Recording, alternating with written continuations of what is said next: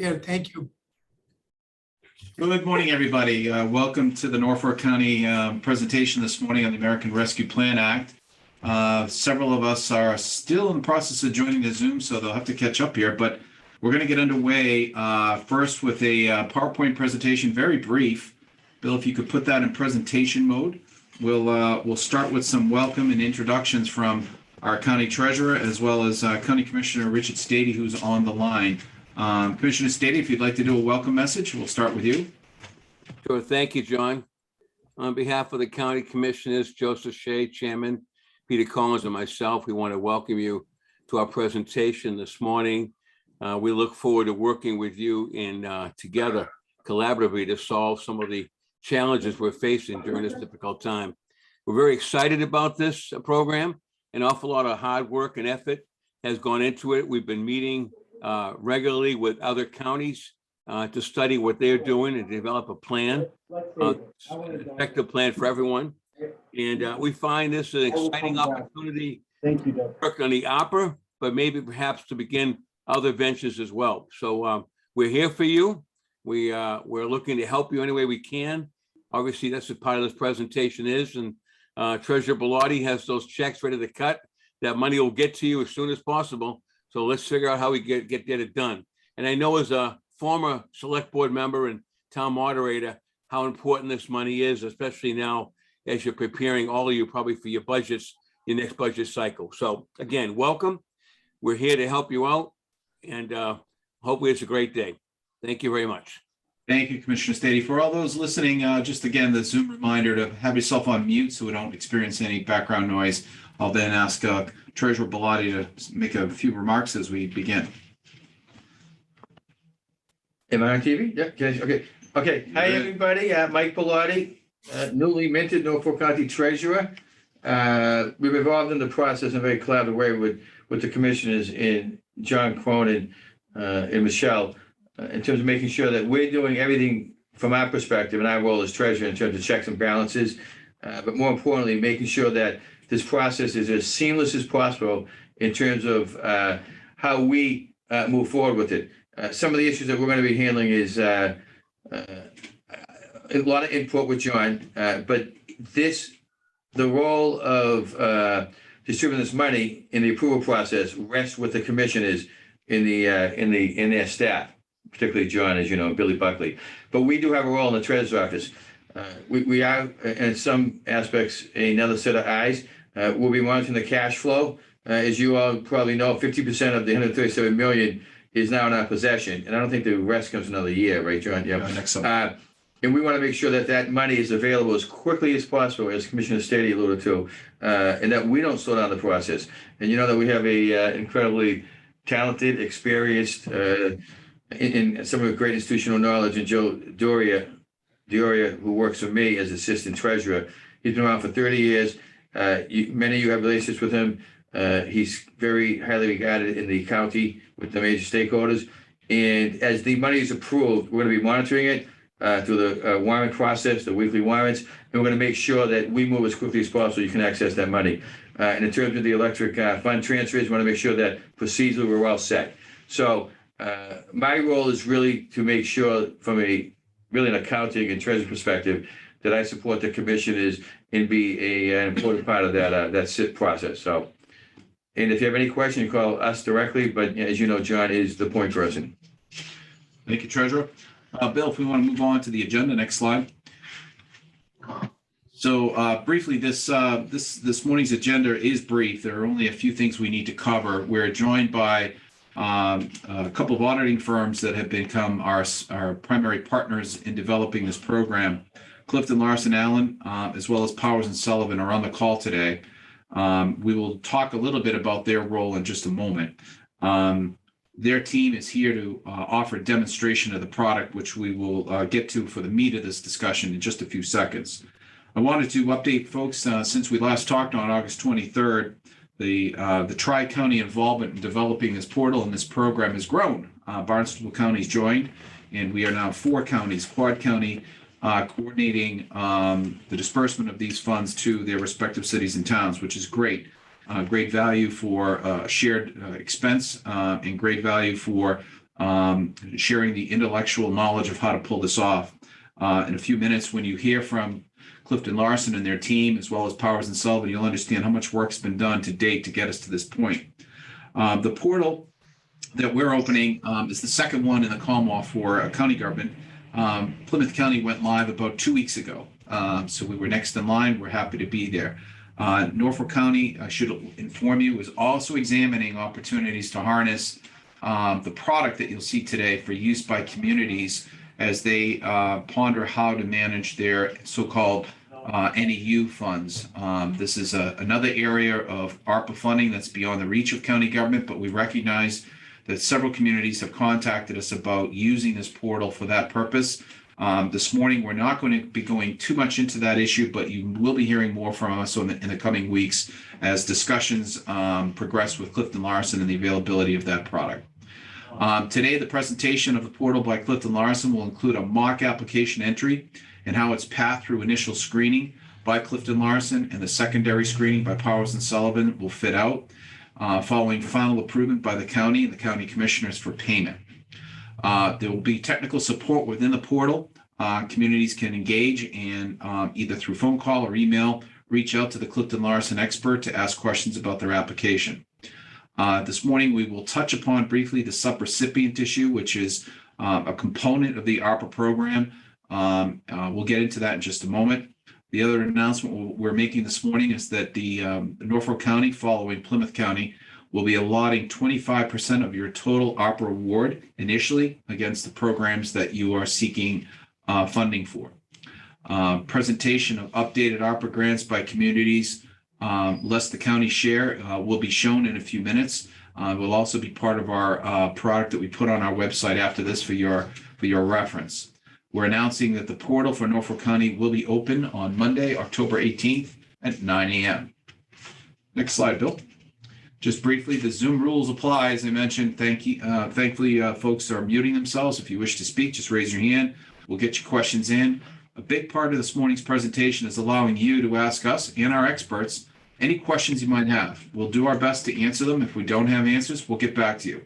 The meeting is also being recorded for future reference. And again, it'll be on the Norfolk County website if anybody wishes to circle back to it.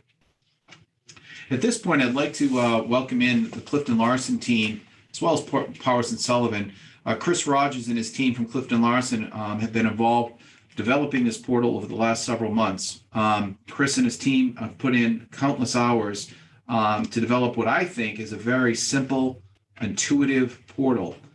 This morning, his team, including Sean and Hannah, will help us all understand what your role is to prepare an application, submit it, and then how to follow it. I'll turn it over to Chris at this time and welcome him in. Chris, it's your show at this point. If you'd like to bring the portal up and share the screen, we will enable that. Go ahead, Chris. Great. Thank you, John. Appreciate it. Sean McGoldrick's going to be walking through a demonstration here in the next few minutes. But before we get that, I do want to be clear. So phase one of the software portal is complete, which is the ability to manage the application process as John described. And Sean's going to walk us through that. Our next, the next phase, which will be built over the next, I would imagine, 30 to 45 days, is the reporting phase. So as each of you are looking at this, just please understand that we are still in process of development. The reporting phase, we have until, or the county has until January 31st for their first reporting. So when Treasury finally finalizes their requirements for their quarterly reporting, that is when we will complete our phase two of the development. So with that, Sean McGoldrick, if you could just walk us through the website and what the application process is going to look like. Yep, absolutely. Thank you, Chris. And just for those who don't know me, I'm a manager controller on our state and local government outsourcing consulting team.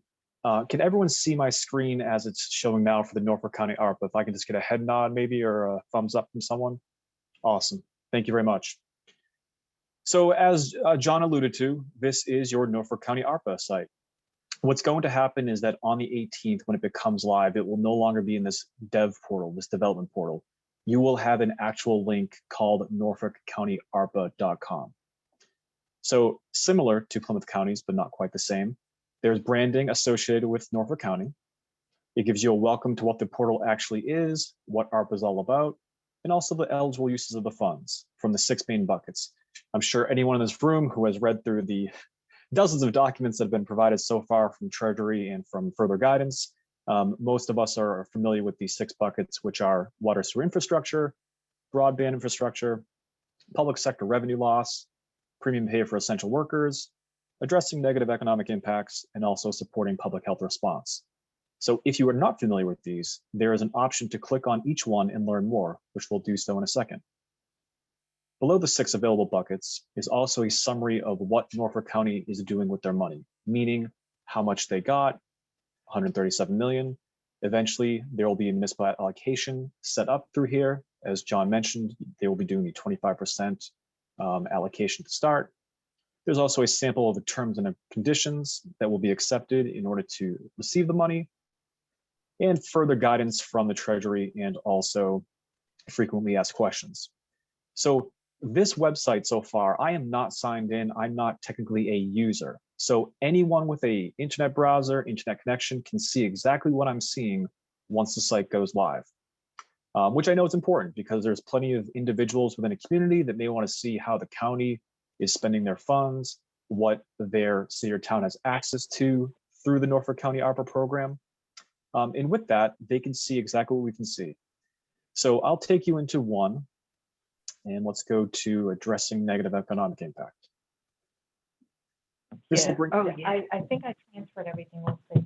this will bring you up to a template page, which breaks down So, exactly, which will break down exactly what the addressing negative economic impact entails. It also lists out what exactly is included in negative economic impact for all the subcategories. You can also view a sample application. So again, if a member of the public is curious or a community member looking to get an idea of what the application may look like prior to getting log on, you can actually see that right here, easily downloadable in PDF, along with the application terms and conditions. So this entire document, again, easily printable, easily downloadable, and gives the users an idea of what they might be seeing if they were to log into the portal or have access to the portal.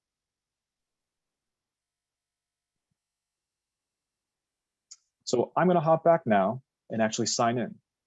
The way a community member will sign in is twofold. They will get an email from CLA authorizing them to sign up. Once they are signed up, they will then get a subsequent email with a token to redeem in order to be able to log in. We wanted to make this secure. We want to make sure that individuals from communities that are not supposed to be able to access the portal and submit applications will not be able to. So I've gone through those steps already, and I've redeemed my invitation. And now I can sign in. So when I sign in, I can see my profile, which will be custom to each individual community. I also now have access to support and also my applications. So let's go back to the home page. Looks no different than how we saw it earlier, except this time, if I were to click on learn more and go to address negative economic impacts, I actually have a start application button, which was not there previously. So we'll walk through an actual application and how it may look on your end. So within here, each application is different depending upon the actual bucket you select and also the subcategory. Fields will populate and there's logic built in to allow the user to know exactly what we, the first level of review, are looking for. There's also additional information provided if you're not sure what evidence-based interventions means. This is pulled directly from the guidance and available to you on the portal.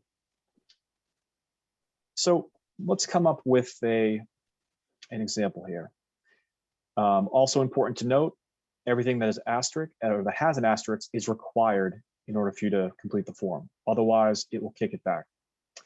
So let's say we're going to do some household assistance for rental mortgage and utility aid.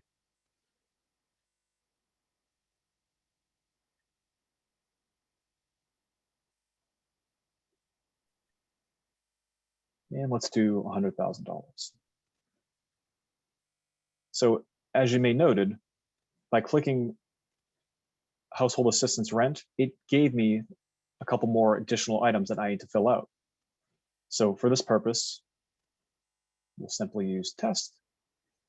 Now I'm going to forget to check off yes. I'm going to forget to fill out this last button here. If I went to hit submit, there's logic built in that would deny the application from going forward because you have not filled out the completed application as required. So we will go back.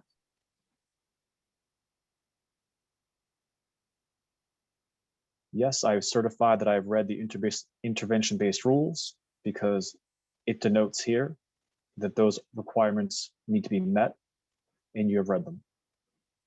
So after completing the application, I can then hit submit.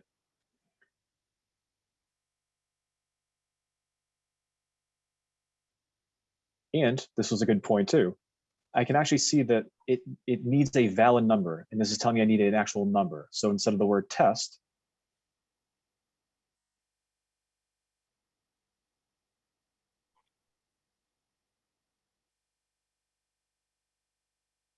that logic's built in to help a user, someone like me who didn't actually read the question, it was just putting in the word test, that, hey, you cannot submit. You're not actually submitting the proper information. This then brings you to a subsequent tab called Add Attachments.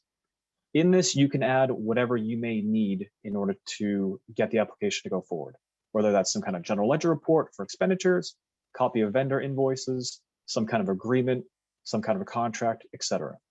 So for this purpose, I'm not going to add an attachment. But clicking next brings me to my certification page. Everything that you just typed into your application is now built in. So we know it's the $100,000. Everything else is pre-populated, saying it's from Norfolk County for ARPA. And at the very end, you have to certify that, yes, I have read and understand and are legally authorized to sign on the city or town's behalf. So I will do just that. I will click submit. And down the bottom, submission completely successful. So you have completely filled out an application from soup to nuts. You've certified it. It is now in the hands of CLA. The way this program is going to work is that CLA will be your level 1 reviewer. So once you certify and submit, it comes to CLA for review. We will go through our audit process and our review process to make sure that it is in compliance with the eligible rules of ARPA and that all information submitted is applicable and appropriate. From there, it will go to level 2, which will then be audited by Powers and Sullivan. Powers and Sullivan will go through their audit programs, their review stage, etc. Once they have approved, it will then go to the actual county themselves for final approval and review. Now, a couple interesting things to note about that is during CLA's review, we have 3 options. We can accept, which pushes it up to level 2. We can outright reject, which means this application does not meet the needs of the intended application, or we can select needs more information. So if needs more information is selected, you will get a workflow email from someone at CLA notifying you what we need. So the way the workflow works in the background is that anything that we need, we can type right into an email and it'll get directed to you, the applicant.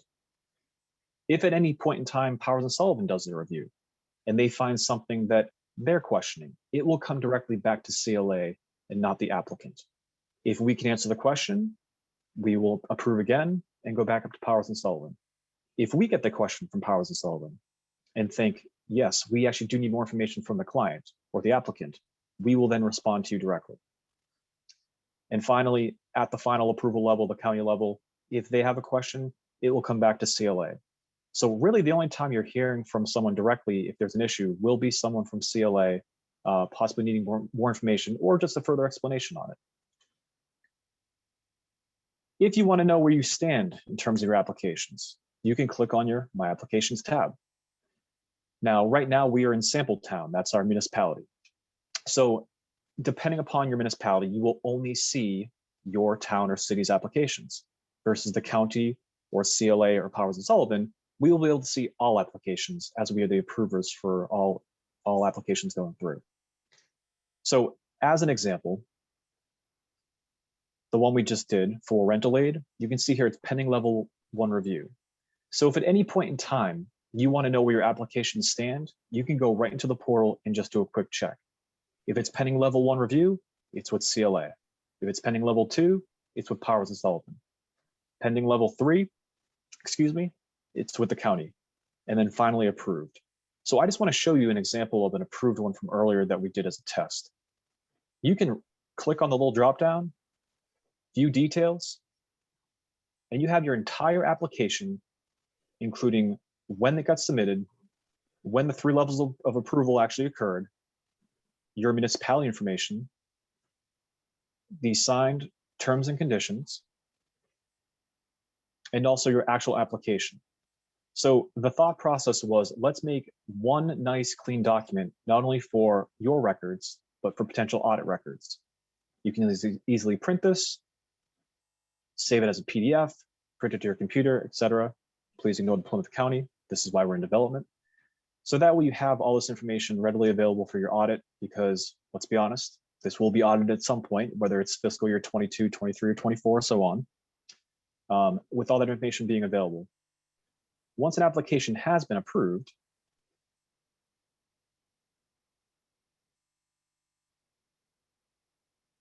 I cannot edit. So only forms with a status of draft, pending certification, or needs more information can actually be edited. So again, that's a logic built into the system so that we don't have people making changes and security to those applications. One other item I did want to point out is our support tab, as John mentioned. So on here, if there are general inquiries, and obviously this is to be discussed, but we've set up John as a direct contact. So if you have questions on the actual program itself or what Norfolk County is looking for, you can contact John directly. If it's an issue with the actual site, getting it to work, having a trouble with the drop down, etc., we have one of our members from CLA listed on here with her phone number. So that way their support and the expectation is you will hear back from one of us within 24 hours. That's our goal. So I think that's a high level overview of what we're looking at in terms of portal accessibility, usability. And as Chris mentioned, coming in time, there will be a version 2 and addendums to this portal for reporting purposes and additional compliance purposes too. So one other important item to note too is that yes, even though this will go live on the 18th, you will not have the ability to start entering in applications until we, CLA, register you in the system and also get those codes out to you as well. So I just wanted to point that out. With that, I will turn it back to Chris to see if he has anything to add. Otherwise, we can open up for Q&A. No, Sean, great job. Thank you very much. I think you covered it well. And I think John Cronin and Bill have been in the process of collecting the data we need. So I think there may be some that will be set up on the 18th, and there'll probably be some stragglers that'll get set up over time. Now with that, John, I think I'll turn it back to you. Thank you, Chris. Just a note before we move on to the next couple of items on our agenda. During an earlier call this week, Chris, we confirmed through council that communities looking to use ARPA funds exclusively for projects do not need approval by their town meetings. In the event a project is associated with funding from another source, i.e. a town source or some grant, we encourage town meeting approval when it's coupled with something else. But if it's exclusively for an ARPA-related grant, our council has informed us it does not need town meeting approval. The questions come up repeatedly. We understand this is the season of special town meetings and fall town meetings and so forth. So we want to get that answer out to you right away. Bill, if you could go on to the PowerPoint very briefly so we can move through the agenda. There's a couple more things we want to get to before we get to questions and answers. We're on the allotment screen, Bill. I believe it's slide number 5. So a reminder, we're allotting 25% of the total community award to start the program. A presentation of what this value is will be shown on the next slide. I want folks to know, because we've mentioned this before, we understand some communities have a need for more than 25%, and those exceptions will be entertained by the county on a case-by-case basis. Bill, if you'd kindly bring on slide number 6. Again, this slide should look very similar to the one you saw back in August by community. You'll note the pink colored columns in the middle. I've added 2 columns which replicate what will be the adjusted county assigned value by community after the 3% is withdrawn. Please note on the footnote rather, the county share is 2.5% for administrative costs and 0.5% for eligible county projects. So your total community award is in the middle pink column. The right pink column is the expected 25% allotment. So folks should be advised of that as they ponder their first level of applications when they put them in. We'll be looking for folks to adhere to that level at least for the first several months. Again, as Treasurer Bellotti stated, the county's only sitting on 50% of the full allotment at this time. We're trying to throttle this program so that we don't go through all of the funds all at once. If anyone has any problems with that, please contact me and we'll work with you. But we think this is a responsible cash flow approach to the beginning of this program. Next slide, Bill, which I think is slide 7. We're going into portal activation mode on 9 o'clock, October 18th. As Sean indicated, this site link that was announced will be sent to all cities and towns once you folks are all activated and certified. Please note, this link is not associated with the Norfolk County Commissioner's homepage. This is a separate domain. The next piece, which is very important, Sean touched on this, Chris did as well. We've reached out to each city and town previously requesting information to register you for this program. Slide 8, Bill. Please note, we need this information. Without it, you cannot open the portal. Specifically, submit your city or town ABA number and account number, and that will be used to remit payment via electronic fund transfer. In previous meetings with Treasurer Bellotti and Deputy Treasurer Daria, we've confirmed that our goal is to have 100% of the 28 cities and towns in Norfolk County set up for electronic fund transfer for these payments. So we're asking folks to submit that information to us without delay. Furthermore, we'll need your city or town EIN number and your DUNS number. These are required as part of the federal grant management process. Earlier, as Sean was explaining the portal to you, we was talking about who can enter information, who can open up the portal, who can certify it. We're setting up the portal to have 2 users, a creator and a certifier. We need to know who these people are for your community. Typically, the creator will be the town accountant or a fiscal director or somebody delegated through either a vote or delegation of your community as an individual who can create the application. The certifier will be a different person, likely a town administrator, a town manager, or somebody more senior who can certify the application. We'll not only need their names, but we'll need their email addresses and cell phone numbers. This will be used for the dual authentication process to work. Each city and town portal access will not be open until we receive this information. I know everyone's busy, but if you would kindly respond to Bill Buckley, his email is at the bottom of this screen. We'd really appreciate it because we'd like to get you folks activated so that you can have access to the portal as soon as possible. Next slide, Bill.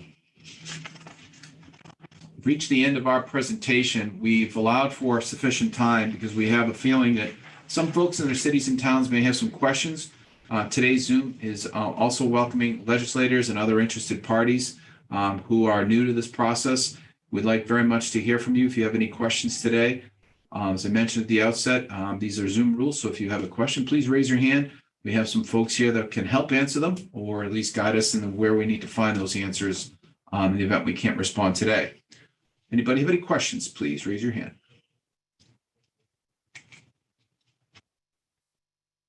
Bill, I'll ask you to guide me to who has the first question. Mr. Director, Mr. Justin Casanova Davis. I'd like to. Good morning, Justin. What's your question? Good morning, everyone. How are you doing? Justin Casanova Davis. I'm the finance director in Brookline. I had a question concerning the revenue loss component of requests for reimbursement. Because obviously towns have to do their revenue loss calculation.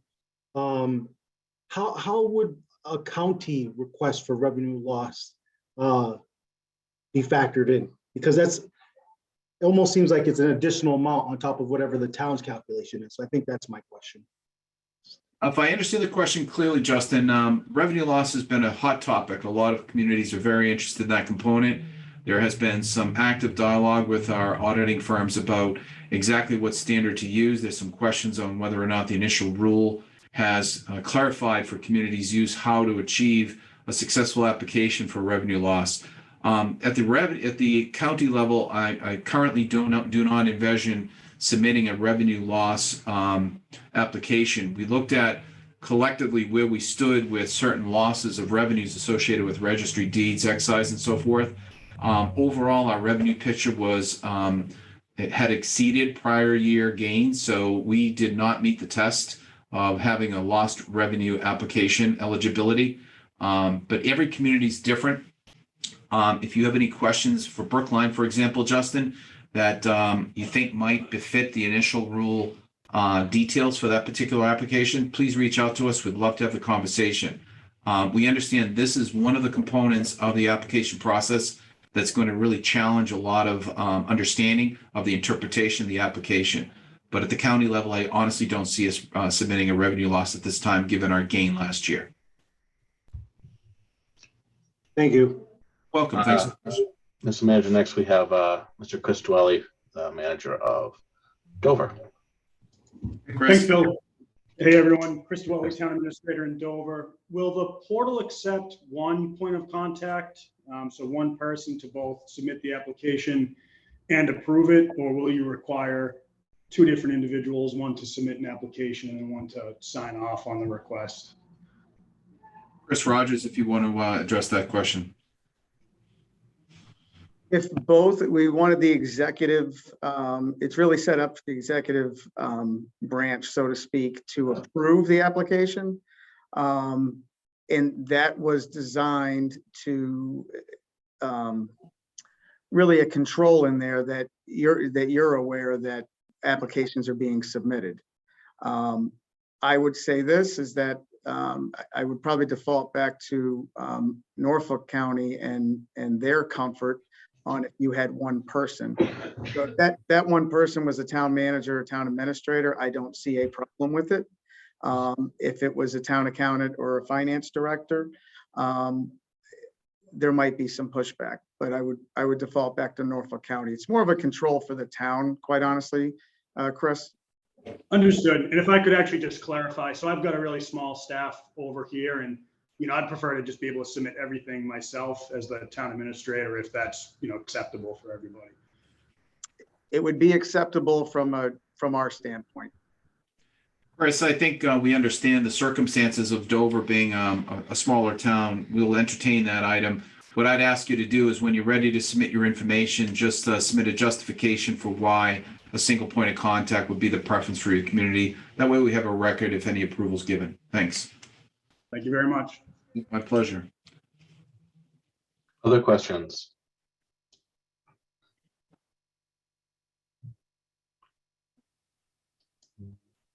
We understand that some folks may not be ready to use the portal right away, as folks are still trying to figure out the best strategy for their ARPA funds. Over the next several weeks and months, if any questions come up, as Commissioner Stady mentioned at the beginning, Norfolk County is committed to making sure that each community has full support for their applications, their ideas. We want to be flexible but applicable to the interim final rule on how those projects get approved. We've assembled a pretty strong team. Virtually every week we've been meeting as a tri-county. Leadership coming a lot from our Plymouth County friends who've worked very closely with Clifton Larson on developing this portal. We have a high level of confidence we've built something to last that you and your communities can use. As I mentioned, I'm aware that some communities in Norfolk County are interested in accessing the Clifton Larson portal product outside the county use. You'll be hearing from us separately on that as we develop a better understanding of that use. Chris and I have begun initial dialogue about that, but more on that in the coming weeks. We recognize that this project's likely to go on for 3+ years. We're in business now for a while. We want to make sure that the funds are available from now until the end of this grant period. So communities, I think, that are smart are the ones that will be putting together a strategic plan that addresses their immediate needs and the needs over the next several years. Chris, one item that was in our agenda, I just wanted to touch on, if there's any clarification you can provide at this time, that's come up in our county meetings, our tri-county meetings, was relative to subrecipient projects. Can you explain if there are any limitations on the portal in communities that may be introducing subrecipient grant awards through their application and the readiness of the portal to receive them?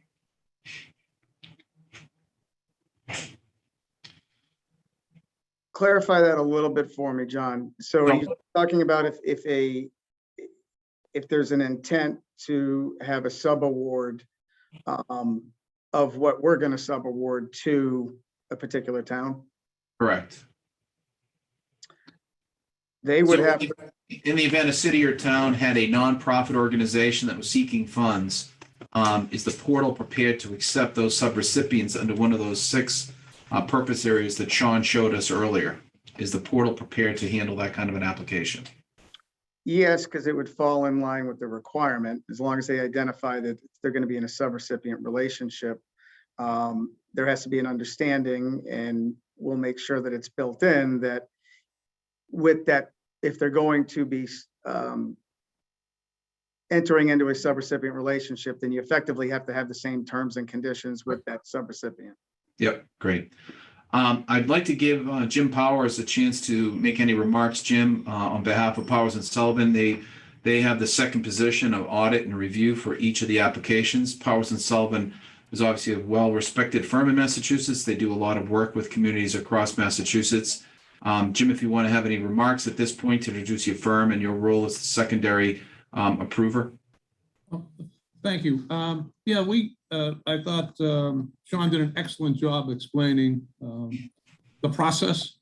It's pretty clean. I believe it's easy, and it'll provide excellent documentation for your own individual auditors to be able to make sure that it's kind of like one-stop shopping when you get into it. Everything will be residing on the portal. You'll be able to print everything. You'll be able to access everything. We'll be working closely with Chris's team and Clifton Larson and Allen to make sure that all of the applications go through.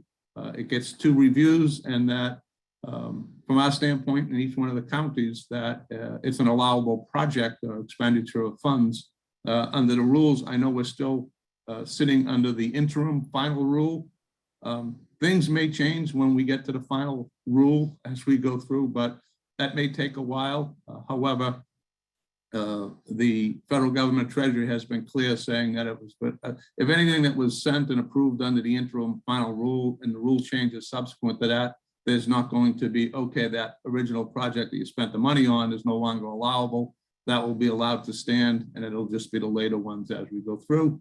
And we're here to help just go through and make sure that everybody has this is successful for the next several years, and that all the money is eventually spent, which I think is the goal. So that's kind of where we stand on that.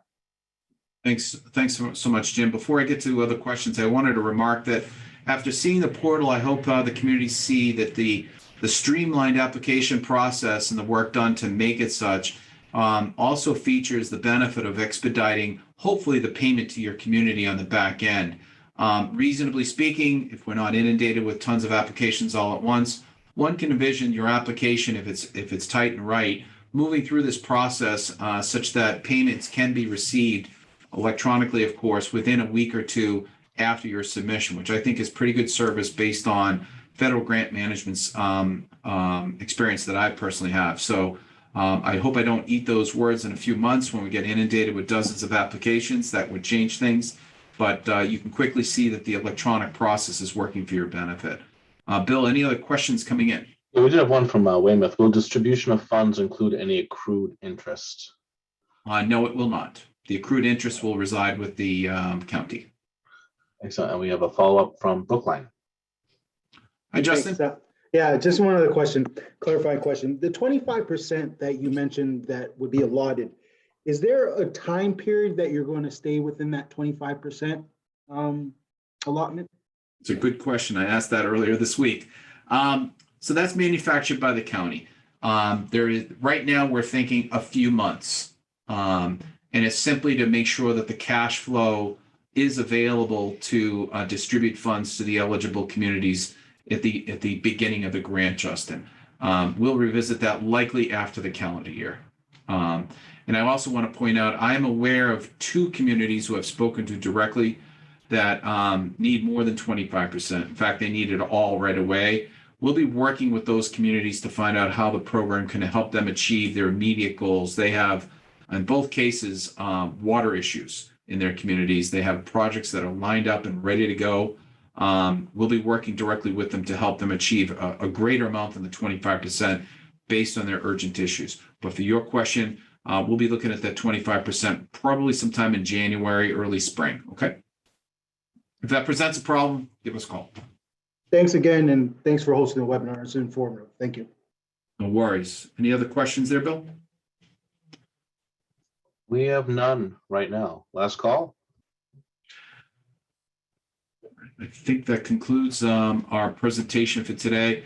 We want to thank you all for taking a few minutes of your day to join us in the opening of this portal.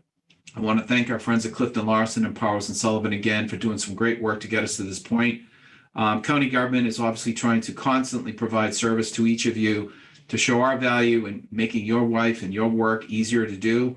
I'm pretty proud of the work that the tri-counties have achieved, now quad counties, to date. And with the commissioner's help, I think what you'll see is some really meaningful support over the next several years. The commissioners are fully invested in this. Treasurer Bellotti also has given tremendous support for us as well. Norfolk County is in great shape over the next several years, and with your help, we're going to use this money to our full benefit. So thanks so much. This is not the end of our conversation. If you have any other questions, you know how to reach me. Thanks again so much, and get those details in as soon as possible so you can become a creator or a certifier to get into the portal. Thanks again, everybody, and have a great day. Nice job today. Thank you. Hi, everybody. Nice job, everybody.